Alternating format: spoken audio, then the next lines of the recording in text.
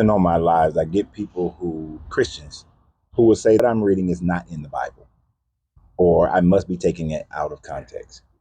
One of the reasons why they say that is because many of the things that we talk about that causes us to have walked away from religion, that most Christians have never read in the Bible or never taught about in the Bible, um, that they just don't know that's in their book.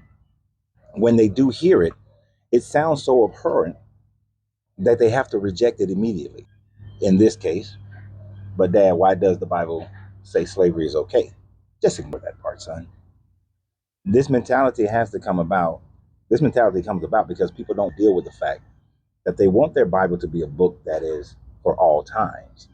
But we clearly see that this is a book that was written during certain cultural time frames. And because it was written during social time frames when these were the norms, it has the deity in approval of what was normal in their society at that time. So, of course, we've progressed from that, where the overwhelming majority of the world views slavery as a negative. We view the inequality between men and women as a negative. We view genocide as a negative. We view killing babies as a negative. We view animal sacrifices as a negative. So, because we view all these things as negatives, we have a tendency now to skip these aspects of the Bible for those who are claiming this. When they do hear it, they must reject it on all accounts because it doesn't work well for how their morality is today compared to the morality of the people who wrote the book, the people who are so-called inspired by the book. It doesn't fit. And because it doesn't fit, the only thing they can do now is to come back and reject it. And you reject it because you started learning it when you were a child, and now it's become a part of just who you are. So in order for you to maintain it, because you have pledged your undying soul to it, you are fearful of hellfire and brimstone, you have to make it fit instead of recognizing that this book was not written for you. And when I say for you, I don't mean black people, Israelites, Hebrews. And it wasn't written for any person, any group of people who are still living today.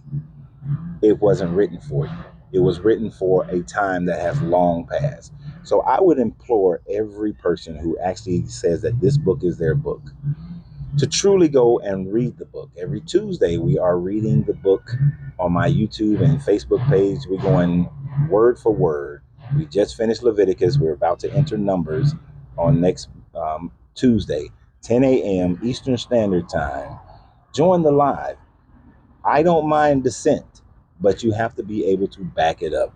And we are reading exactly what your book says, every word of it, so that it is not taken out of context, and with the historical understanding and the cultural understanding of the time and the people of that day.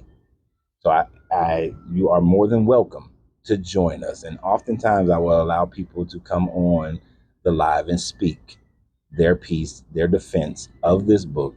But in Numbers, you're going to struggle because there's a whole lot of genocide in Numbers and a whole bunch of other things that don't make any sense whatsoever in Numbers. So y'all have a great day. And remember always, you got to free yourself to be yourself because your greatness is non-negotiable. Good journey, good vibrations.